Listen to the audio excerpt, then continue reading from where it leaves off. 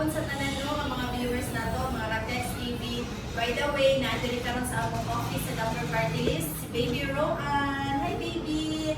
So, si Baby Roan itong i-post na ko last time sa ako ang Facebook regarding kung na ay gusto makatag o hardly nga tabang sa ilaha. So, muna ni karon na sila dili abanihang mama o ihang mga igsuon. So, turo di sila magsuon si Baby Roan, ihang lalaki no?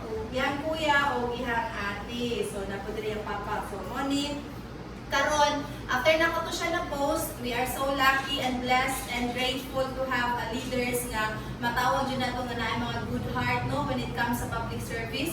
So, mo ni siya karon, wala man ni nangayo, i-post naman dito na ako siya and then nakita nila ang atong post, ang akong panawagan para sa tabang kay Baby Roan. Maski mga ginagmay nga mga sinasuporta, ila yung di paabot diri sa ato pinalangga nato nga mga board members. Of course, pasalamatan nato si board member Michelle Centeno, Malanyang Centeno, di ara mo ni ang gipadala ni board member Michelle o ni board member Lynette Palmera. So mo ni siya nagpadala sila og ang gatas ni Baby Roan, nangutana ko ang gatas ni Baby Roan Nestogen. So mo ni siya karon ginan ako sila board member Michelle, nangutana si board kung unsa daw ang kanang gatas ni Baby. So mo ni nagpadala si board Michelle o si board Lynette o Nestogen nga 6 to 12 months.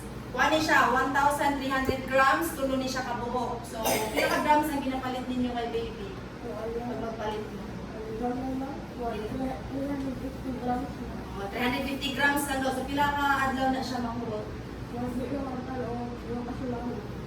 So, 300. Grabe niyo, tipid kaayo. So, karon ayaw na tipira si Baby ha. Kay 1,300, yan, 300 grams lang itong ginapalit nila. 2 weeks na daw to ni Baby Roan. So, muna siya karon. Thank you kaayo.